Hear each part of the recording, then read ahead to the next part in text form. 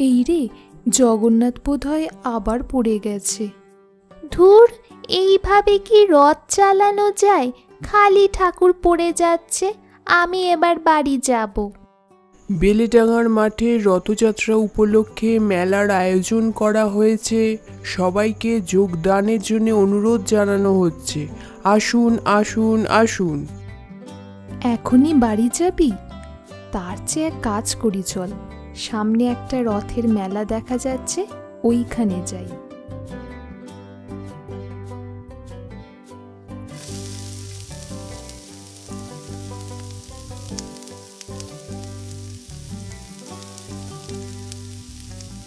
চারটে জিলিপি দিন তো। খেয়ে বল তো কেমন। দারুণ। তাহলে বাড়ির জন্য নিয়ে নি। নাও।